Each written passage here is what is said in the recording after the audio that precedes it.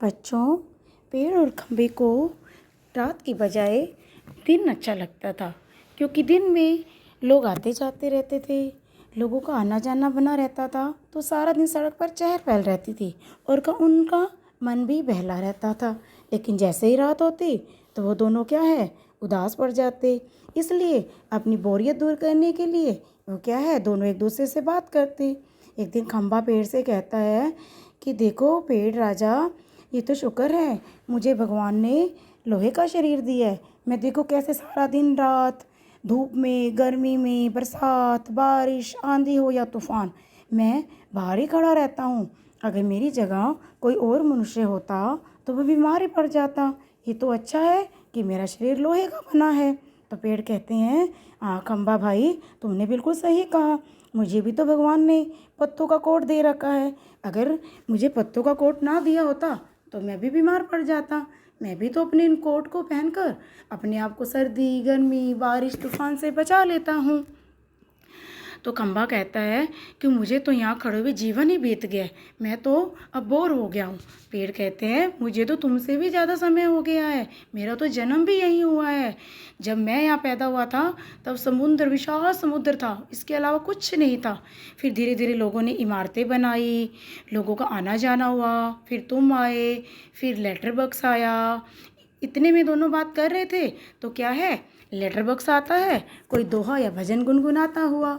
लेखक ने letter box को लाल ताऊ भी कहकर पुकारा है। बताओ बच्चों, क्यों कहकर पुकारा है? हाँ जी, क्योंकि जो लेटर बॉक्स होता है बच्चों, वो ऊपर से नीचे तक पूरी तरह से लाल रंग का होता है। लाल रंग में रंगा होता है।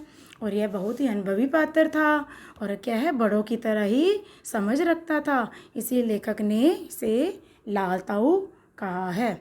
अब लाल ताऊ गाना या भजन या कोई दोहा गुनगुना रहा होता है तो कौवा सो रहा होता है। तो कौवा गुस्से में कहता है, लाल ताऊ बंद करो, कैसी आवाज़ है तुम्हारी। तो लाल ताऊ कहते हैं, कौवा ये बात तुम कह रहे हो, तुम्हारी काऊ काऊ काऊ काऊ जैसी कर्कश आवाज़ से तो मेरी आवाज़ कई गुना अच्छी है। इन दोनों में नोकझोंक हो जाती है, इनकी ऐसे ही नोकझोंक चलती रहती है। ये भी बात कर ही रहे थे तो दूर से क्या है, इन्हें किसी के आने की आहट सुनाई दी। अब वो सब क्या है, चुप हो जाते हैं और जैसे पहले खड़े थे वैसे ही सब खड़े हो जाते हैं। उन्होंने देखा कि एक आदमी, ये जो आदमी है उसकी लंबी लंबी दाढ़ी है, मूछें हैं और कंधे पर उसने क्या किया हुआ है, एक बच्ची को उठाया हुआ है और बच्ची बेहोश है। वो सब देखते हैं कि अब आदमी इसका क्या करेगा। अब आदमी उस बच्ची को पेड़ के नीचे, यानी पेड़ के पीछे क्या है, छुपाकर नीचे लिटा देता है और उसके ऊपर अपना काले रंग का कोट डाल देता है। और वो कहता है, अभी तो मैंने बच्ची को बेहोश कर दिया है, बेहोशी की दवाई सुंघा दी है, तो ये बच्ची कुछ देर तो उठेगी नहीं, इसको मैं यहाँ सुला देता हूँ। अब मुझे भूख भी लगी है तो मैं इसको यहाँ सुलाकर खाने का प्रबंध करके आता हूँ। तो बच्चा चोर जो होता है वो बच्ची को लिटा देता है और खाने का कुछ सामान ढूंढने के लिए चला जाता है। उसके जाने के बाद पेड़, लेटर बॉक्स, खम्बा, कौवा सब सोचते हैं, देखो कितनी प्यारी बच्ची है, कितनी मासूम और नादान है। ये बच्चा चोर कितना दुष्ट है, इस बच्ची को बेचारी को सोती हुई को घर से पता नहीं कहाँ से उठा कर लाया होगा। इसके घर वाले कितने परेशान होंगे, अब इस बच्ची को कैसे बचाएं। वो इसी की योजना बनाते हैं।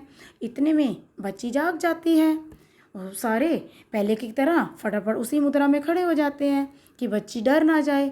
अब बच्ची जब उठती है तो देखती है आसपास अंधेरा ही अंधेरा होता है और आसपास कोई नहीं होता। तो बच्ची रोने लग जाती है।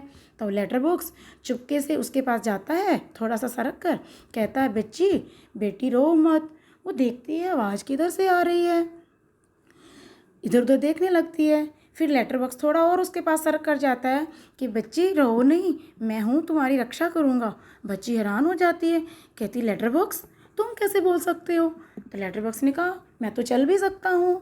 तो खम्बा भी आ गया। खम्बा कहता है, मैं भी बोल सकता हूँ, मैं भी चल सकता हूँ। पेड़ कहता है, मैं भी चल सकता हूँ।